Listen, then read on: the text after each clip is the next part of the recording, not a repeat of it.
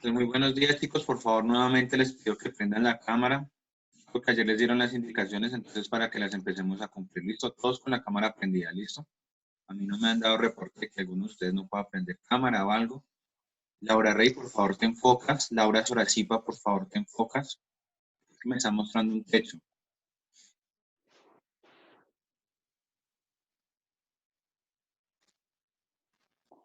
Ya, profe, un momentico. Listo.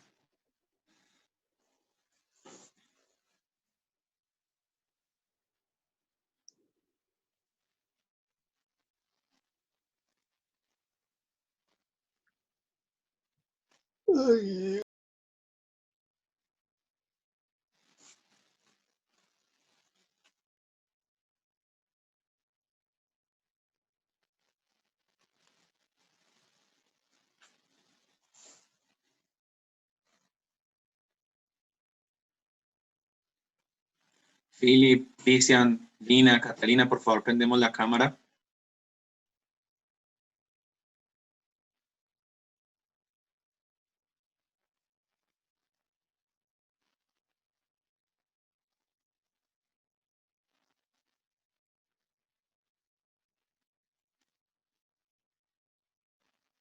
Cristian Párraga.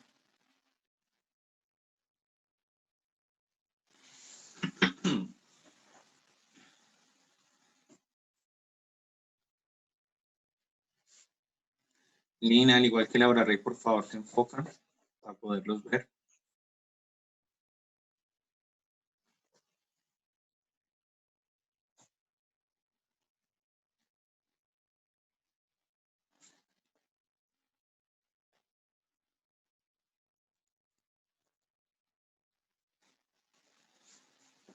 Cristian Párraga.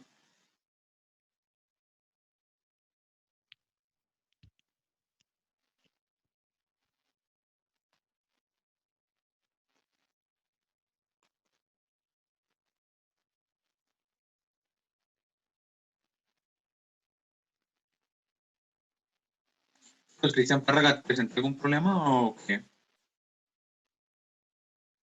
Ya, un momento, ya prendo la cámara. Ah, vale.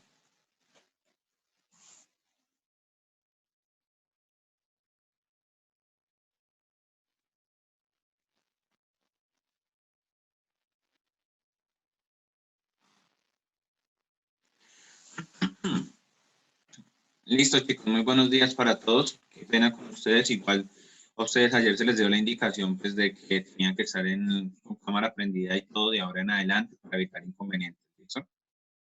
Entonces, pues ahí todas las clases, por favor, que no se vuelva la misma repetición de que prendan la cámara, que se enfoquen ustedes, por favor, llegan, prenden la cámara y una vez podemos empezar clase. ¿Listo?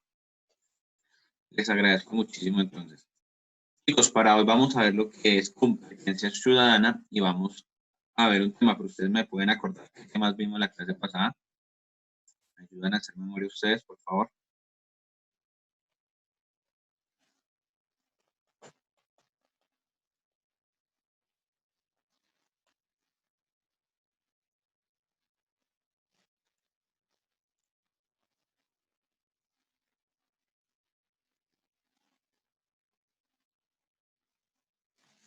Vale, chicos. Natalia Cepeda, ¿cuál fue el tema de la clase pasada?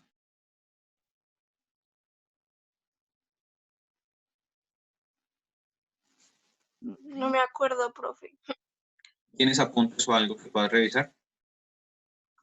No sé, espera. Ya miro.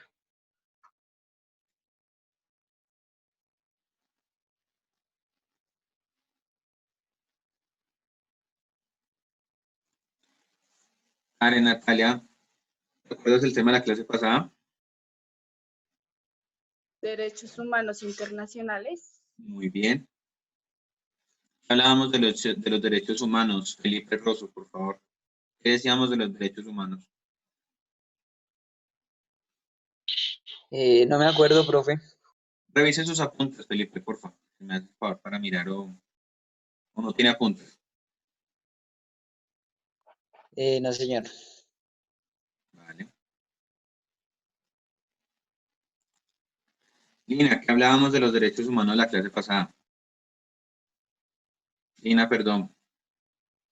Profe, yo no estaba ahí, no lo he podido ver. ¿Vale? Laura Soracita, ¿qué hablábamos de los derechos humanos en la clase pasada?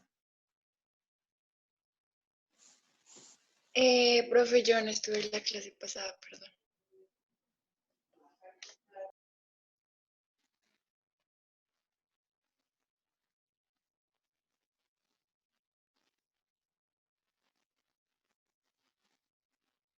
Vale. Chicos, de verdad nadie se acuerda. Pilas con lo que están haciendo porque no tienen apuntes, no están pendientes Profe, de las clases. vimos algo de la historia Sí, sobre las Naciones Unidas, de la Declaración Universal de los Derechos y algunos derechos vimos. y otra parte que eran los derechos del hombre y los ciudadanos. Catalina, ¿me puedes explicar la diferencia entre unos y otros? No, profe, realmente no sé, tendría que leer. Listo, vale. ¿Alguien sabe la diferencia entre los derechos del hombre y los derechos humanos?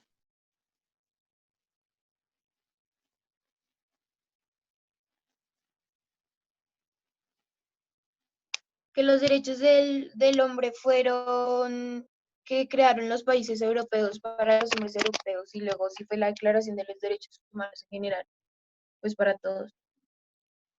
Listo, chicos, muy bien, Laura. ¿A partir de qué idea, a partir de qué acontecimientos históricos se crean los derechos humanos? Las guerras mundiales. Perfecto. Les decía yo a ustedes de manera un poco sarcástica que la humanidad tenía que matarse para reconocerse como ser humano. Juan Rojas, Camila y Roy tienen la bondad de prender la cámara. Camila y Roy, por favor, prenden la cámara.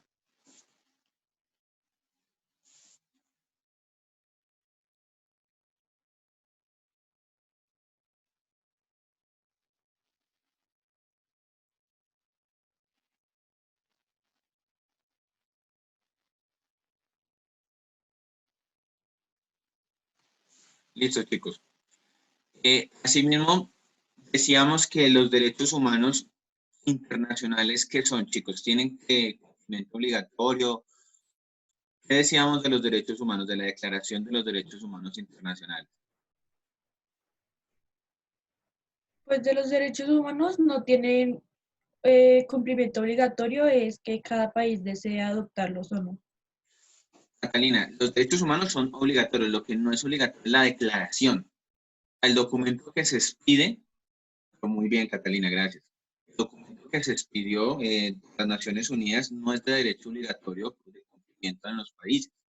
Les hacía yo la aclaración a ustedes de que cada país decide si quiere hacerlos valer, si no los quiere hacer valer. Y les decía también que hay países que pertenecen a las Naciones Unidas, pero que dependiendo, pues lo que quiera, sí mismo los cumple. Y mira, si no. Eso ya es la arbitrariedad de cada país y decide cada uno si quiere o no quiere cumplirlos. Entonces ese es como el inconveniente con eso. Listo, chicos. Pilas porque ya ahorita la próxima semana se están sacando notas del 50%. Muchas personas no están haciendo las actividades. Igual hay que dar el registro. Vamos para hoy, vamos a ver algo más, digámoslo, más nacional, más de Colombia, que es la organización del Estado colombiano. Les pido que presten mucha atención para que no ocurra lo de hoy, de que preguntamos, chicos, y parece que no hubieran estado en clase. La idea es que ustedes puedan pues, tener el conocimiento.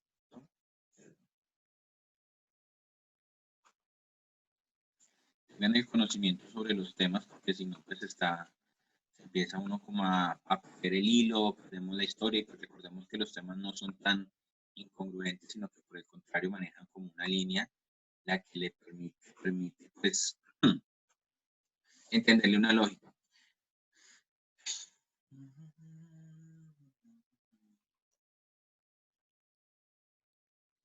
Listo, chicos. Entonces, el día de hoy vamos a ver la organización del Estado. Yo les pregunto a ustedes, ¿por qué necesitamos una organización de un Estado? ¿A raíz de qué creen ustedes que nace la organización de un Estado?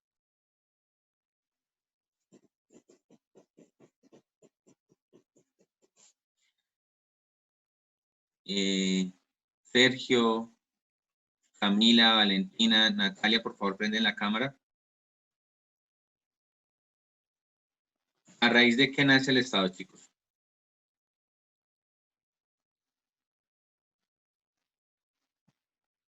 O la organización del Estado. ¿Por qué hay la necesidad de organizar un Estado?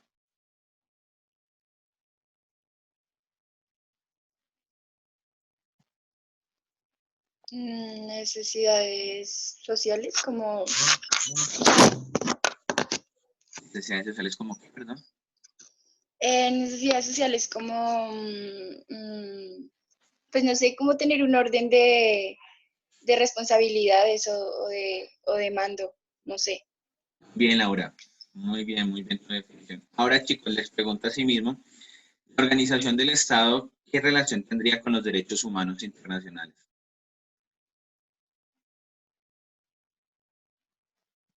Muy basado en lo que dice Laura. Lo que dice Laura tiene, pues, Pues hay que hacerlos cumplir. perdón, Sergio.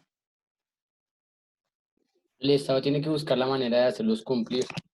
Muy bien. Entonces, la organización del Estado apunta más a eso, a buscar las garantías y los organismos, personas encargadas que puedan ayudar al cumplimiento de los derechos humanos.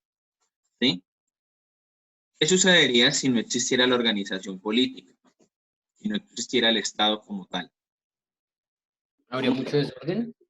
Exacto. ¿Saben cómo se llama esa corriente de pensamiento político? Muchas bandas de rock la promueven.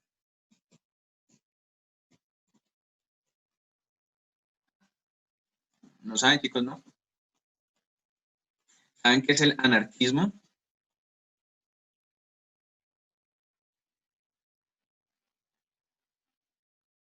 ¿No saben qué es el anarquismo, verdad?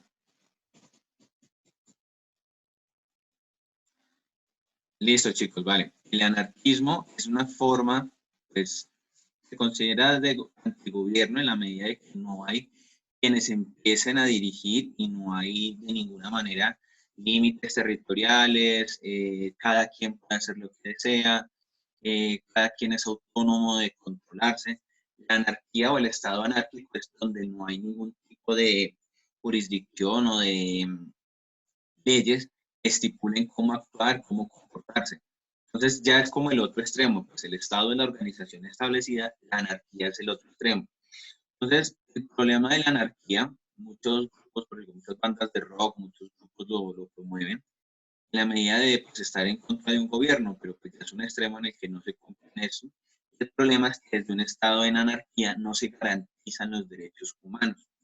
Entonces, volviendo al tema de hoy, chicos, la necesidad de los derechos humanos parte de que todo país, todo Estado tiene que estar constituido, tiene que garantizar el cumplimiento de esto. Vuelvo a la explicación que les decía, la Declaración de los Derechos Humanos no obliga a un país, es decir, Colombia no dice, de acuerdo a la Declaración de los Derechos Humanos Internacionales, nosotros estipulamos que vamos a tener una organización de Estado. No, la declaración sirve como referente, ¿sí? Yo la miro y de acuerdo a lo que dice, pues trato de cumplir todo lo que dice. Lastimosamente lo que les decía, pues no se cumple a cabalidad todos los derechos humanos, pero se trata de garantizar que se cumpla la mayoría. Entonces vamos a ir viendo, chicos, acá desde la organización del Estado, cuál es la intención. Quiero que tengamos presente lo que les digo. Vislumbremos la idea de que en teoría, hablo en teoría porque usted me dice, profe, esto no pasa, están matando a líderes sociales y la problemática social y política es muy fuerte.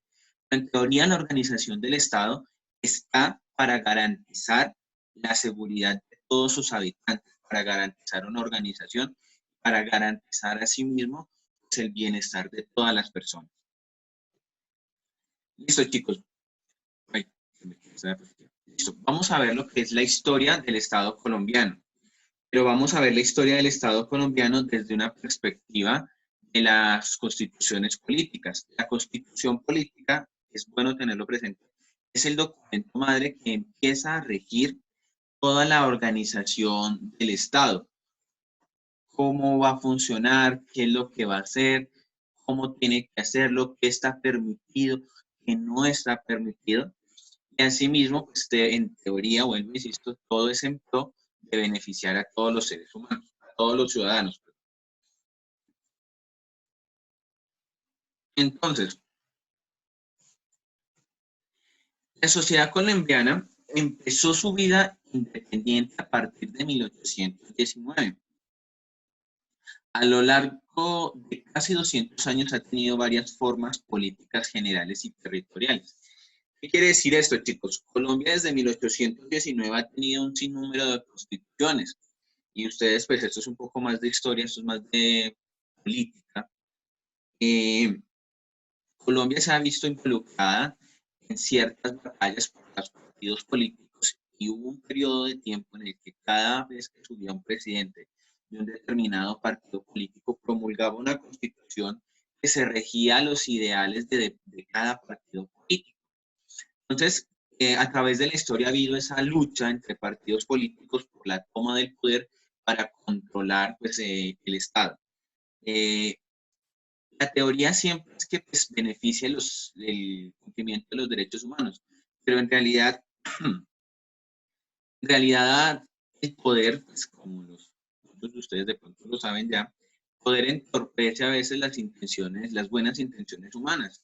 Es decir, un presidente, un gobernante sube al poder con el ideal de intentar cambiar, pero ya en el momento de estar en el poder, pues todo su ideal cambia. Igual ha sucedido en la historia de Colombia. No voy a entrar en detalle, pues, para no alargar mucho, porque no es lo que nos compete, pero quería hacer la aclaración de que Colombia a través de la historia ha tenido muchas constituciones, ha tenido constituciones muy curiosas, en las que han durado solo un mes, 2 meses, ha tenido constituciones que ha durado cada periodo de gobierno, cada 4 años ha sido cambiada, ha tenido constituciones con leyes, pues, un poco también arbitrarias. Entonces vemos cómo ha evolucionado la historia y la de la Constitución hasta llegar a la actual, que es la de 1991, y en teoría es como la más integrada porque no corresponde al ideal de un partido político como tal. Pues consideramos que es más liberal, pero tiene muchos aspectos conservadores que permiten, pues, que haya, por así decirlo, un equilibrio, tanto como desde la parte de los conservadores como parte de los liberales. Entonces, ese es como el ideal que presenta la Constitución. ¿Listo? Dice, a partir de 1991 se define una estructura nacional general del Estado más compleja. Entonces, como les decía, que se junta y se organiza toda esta problemática de los partidos políticos, el gobierno y, pues, digamos así, el pueblo como tal. Esto fue más promovido por el pueblo y, pues, es un motivante para ustedes, fue promulgado por universitarios, la papeleta, que fue la idea de que la Constitución necesitaba una reforma, la Constitución necesitaba unos cambios, necesitaba que se rigiese por principios un poco modernos. La anterior a 1991, la de 1886.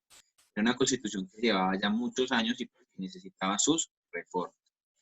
Entonces, a partir de esa Constitución, chicos, nace esta organización del Estado. Entonces, esta organización del Estado es como cuando nosotros elaboramos un plan de batalla, lo asemejo así, en el cual yo trato de garantizar que todos los aspectos que puedan implicar la batalla estén asegurados. Es decir, que no me ataquen ni por el norte ni por el sur. Es decir, yo todos mis puntos los tengo controlados para garantizar la seguridad de mi pueblo, para garantizar la seguridad. Entonces, la República de Colombia ha decidido organizar el Estado de la siguiente manera. Tenemos 2 ramas, que es la rama del poder público y los organismos del Estado. En teoría son 2 cosas contrapuestas. Digo en teoría porque en sí trabajan en conjunto, pero se contraponen. Algunos de ustedes, perdón la comparación, yo no soy ingeniero, pero ¿alguno de ustedes entiende el funcionamiento de los piñones? ¿Cómo funcionan los piñones? Es decir, la idea del piñón, el piñón se entrelaza y empieza a girar, pero cada uno gira hacia un lado distinto. Los piñones nunca giran hacia el mismo lado.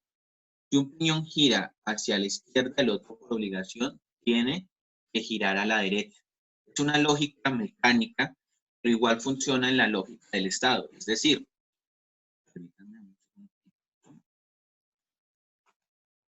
la rama del poder público y los organismos del Estado son dos piñones que, aunque no trabajan hacia el mismo sentido, sí trabajan en conjunto. La rama del poder público se encarga de controlar, de gobernar, de legislar, ¿sí? De asegurar y garantizar el cumplimiento de los derechos humanos, ya lo veremos ahorita más a fondo, de las personas. Pero los organismos del Estado se garantizan o ayudan a que estas ramas del poder público cumplan lo que dicen que tienen que hacer. Entonces, y asimismo, pues contribuyen a que la rama del poder público no tenga en su poder, valga la redundancia, todo el control del Estado. ¿Por qué se hace esta división? Si ustedes ven históricamente, antes de la constitución del Estado y la República, el poder recaía sobre una persona, desde la idea de la monarquía, desde la idea de las dictaduras, era solo una persona la que gobernaba, y era esta persona la que tomaba decisiones y podía ser arbitraria, es decir, yo decido que esto no se hace, no se hace, y ya. O al contrario, esto se tiene que hacer, se tiene que hacer. Entonces, las ramas del poder público, la organización del Estado, garantiza que si no se cumple un derecho, que si no se hace una determinada acción, tenga que tener una consecuencia veraz. Es decir, si se está de pronto vulnerando el derecho de una persona, que hay un dictador, el dictador es el que tiene la palabra, pero con las ramas del poder se permite es que esta persona pase por diferentes estamentos que revisen el problema. Es algo así como cuando nosotros como ciudadanos, algo así como sociedad, sucede un problema y nosotros tomamos una decisión. A veces tomamos mejores decisiones cuando hay más personas involucradas dentro del problema y nos ayudan a tomar la mejor decisión. ¿Listo, chicos? Entonces, vamos a pasar a ver cada una de estas ramas del poder. Los expliqué a nivel general, era para que entendiéramos, ¿sí? Entonces, ténganlo muy presente. La República de Colombia está dividida en las ramas del poder público y la organización del Estado.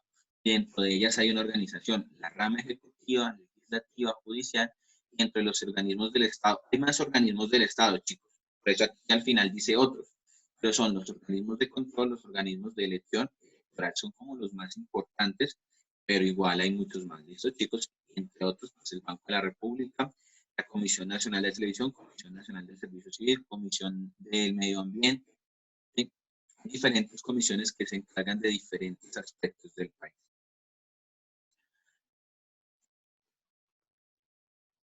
Listo. Entonces, chicos, vamos a entender la rama del poder público, es decir, dentro del mapa conceptual que vimos anteriormente, vamos a entender que la rama del poder público es el conjunto de instituciones públicas que, por mandato de la Constitución Política, ejercen de manera permanente funciones del Estado. ¿Qué quiere decir esto? Digámoslo en teoría, las ramas del poder público son los que mandan, ¿sí? O sea, ellos son los que determinan y son los que vienen a garantizar que las acciones dentro del país se cumplan. Aunque los organismos del Estado garantizan también y buscan que ciertas acciones del gobierno se cumplan, son las ramas del poder las que en últimas vienen a ejecutar las decisiones que se tomen, ¿sí? Si algo no lo ejecuta las ramas del poder público, no se hacen, así sea la ejecutiva, la judicial, la legislativa. Ellos son los que vienen a decidir qué se cumple y qué no se cumple. Asimismo, ¿qué son los organismos del Estado? Son los encargados de regular y controlar que las decisiones que tome el poder público, que veíamos, favorezcan a toda la nación y sus habitantes. Entonces aquí estamos, como vuelvo y les insisto, es una pugna, una pelea entre ellos dos, pero en pro de beneficiar a todas las personas. Lo que les decía, chicos, es como cuando los peones trabajan. Ellos tienen su sentido, aunque van en direcciones contrarias, trabajan por una misma intención. Vamos a entrar a ver las ramas del poder público en la medida de poder comprender cómo funciona cada una de ellas y asimismo poder entender cómo trabajan, chicos. Entonces, Las ramas del poder público están divididas en judicial. Voy a empezar por esta, ya les explico por qué. Judicial es la encargada de controlar y juzgar frente a los delitos cometidos, conformada por la Corte Constitucional, el Consejo Superior de la Judicatura, la Fiscalía General de la Nación, la Corte Suprema de Justicia y el Consejo de Estado. Porque es importante saber esto, chicos. Ya sea por cultura general o ya sea para cuando ustedes vean noticias, sepa que si están cometiendo, si se está pronunciando algo, si se está diciendo algo, ustedes entiendan la consecuencia de lo que están diciendo. Entonces, ¿qué es la Corte Constitucional? Vamos a explicarlo de manera ascendente, o sea, de lo más grande a lo más pequeño. Es decir, cada una de estas cortes se encarga de ciertos asuntos, la judicial de juzgar, de condenar, de decir qué está bien y qué está mal. ¿Sí? Pero entonces vamos a ver cada uno de sus organismos cómo empieza a determinar qué está bien y qué está mal. La Corte Constitucional se encarga de verificar la constitucionalidad de las leyes que expide el Congreso y los decretos que expide el gobierno. Ya esta no, la Corte Constitucional no es la que entra a revisar un delito pequeño, un robo, no, ella mira la ley que hay frente al robo. Entonces, por ejemplo, si por robar a usted le dan 10 años de cárcel, la Corte Constitucional entra a mirar qué tan viable es esta decisión que se va a tomar. Es que no está atentando contra un solo sujeto, sino está atentando contra varios sujetos. Es decir, la decisión que tome la Corte Constitucional y la rama judicial, la rama, legislativa, va a determinar cómo se toma una ley. Asimismo, por ejemplo, muchas personas dicen, ¿por qué no aprueban la pena de muerte en Colombia? Porque constitucionalmente la pena de muerte, o todo ciudadano colombiano, tiene derecho a la vida, y dentro de esa legislación no hay nada, no hay una ley que estipule que pueda ser privado de este derecho. Entonces, el hecho de que de pronto esté la propuesta de la pena de muerte implica una reforma constitucional que haría invalidar la Constitución actual. Esto es posible en la medida que la Constitución cambie. Pero bueno, entonces tengamos claro, chicos, les estaba citando un ejemplo, tengamos claro por el momento, la Corte Constitucional se encarga de verificar qué leyes que expide el gobierno son viables o no son viables. Asimismo, después tenemos la Corte Suprema de Justicia, es la última instancia en materia de justicia penal. Justicia penal es la justicia que condena, que dice, les repito, qué está bien y qué está mal. Las salas especializadas se encargan de procesar a los funcionarios del Estado colombiano. La Corte Suprema ya es la última instancia. Dependiendo del delito de la persona, asimismo va yendo a cada una de estas instancias. Por ejemplo, si supongamos una persona se robó una libra de carne, pues ella no va a ir hasta la Corte Suprema de Justicia, no, eso ya lo asume el Consejo Superior de Judicatura, lo asume la Fiscalía General de la Nación. Ellos son los que determinan la pena. La Corte Suprema de Justicia, en teoría, busca juzgar a aquellas personas que cometieron delitos que implican una materia de función penal del Estado. Entonces, aquí juzgan a las personas que se roban los bienes del país, aquí juzgan a las personas que cometen fraudes, esta es la Corte Suprema de Justicia, la que juzga a las personas corruptas. Ellos son los que empiezan pues, como a mirar estos casos. El Consejo de Estado tiene como objetivo central atender los asuntos entre el Estado y los ciudadanos. Entonces, si yo, por ejemplo, voy a poner una tutela, pues voy al Consejo de Estado y pongo mi tutela porque es ahí donde me van a escuchar a mí como ciudadano. Entonces, ya esta entidad no está para juzgar, digámoslo de alguna manera, al ciudadano, sino al Estado frente a los requerimientos del ciudadano. Si yo como ciudadano estoy presentando una queja, una petición, algún tipo de proceso penal o algún tipo de proceso de demanda al Estado, yo voy al Consejo de Estado y pongo en conocimiento mi decisión y ellos son los que entran a revisar si esto es viable o no es viable. Por ejemplo, un ejemplo así que se viene a la mente, cuando se hace cierta expropiación de casas por reconstrucción de vía pública, una persona puede ir a demandar al Estado y decir que él está en su derecho pues, de tener su vivienda. Pero pues entran en el debate de que prima más o que no prima más, pero es ahí donde yo llevo mi queja o mi problema. El Consejo Superior de la Judicatura se encarga de asuntos disciplinarios del Poder Judicial y de los asuntos administrativos de la organización judicial del Estado. Este es el que, este consejo es el que entra a juzgar a las personas de la rama judicial, a los militares, a los policías, a toda esta rama de poder. ¿Sí? Y terminamos con la Fiscalía General de la Nación. Existen otros estados, chicos, estamos viendo los principales. Fiscalía General de la Nación está establecido para las investigaciones judiciales, el aporte de pruebas en procesos penales y la acusación probable de responsable de violación al Código Penal y al Civil Nacional. La Fiscalía General de la Nación es la que se encarga pues, de juzgar, ya, digámoslo así, a todo mundo, a todas las personas. Y dependiendo, pues, el caso, asimismo lo van escalafonando.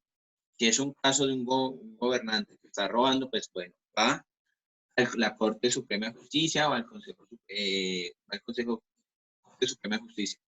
Si es un policía que cometió una infracción y atentó contra la vida de pronto de un ciudadano, al Consejo Superior de Judicatura. Si yo como ciudadano quiero presentar una queja al Estado, va al Consejo del Estado. Si, por ejemplo, yo me robé algo, voy a la Fiscalía General de la Nación y allá es donde me van a juzgar y van a decir, bueno, señor, usted por ese robo le vamos a dar tantos años de cárcel. ¿Listo? Pues entendamos que la rama judicial del poder está dividida en estas categorías y cada una se encarga de un determinado delito. ¿Listo?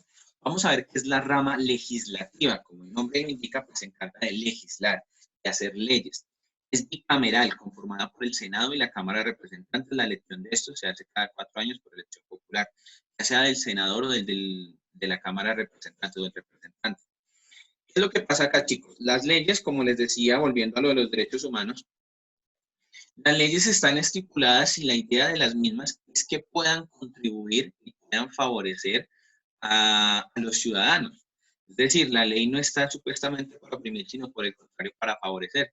Entonces, la necesidad de un Senado y una Cámara, pues hay muchos, pero pues en teoría es que ellos traigan las problemáticas de sus lugares a los que ellos en la Cámara de Representantes, por ejemplo, a los que ellos pertenecen, ¿sí? Pues cada departamento, cada ciudad tiene que tener un representante en la Cámara que permita dar a conocer sus inquietudes, sus problemas, sus necesidades que tiene su determinado lugar para que de acuerdo a esas necesidades se tome una decisión para legislar.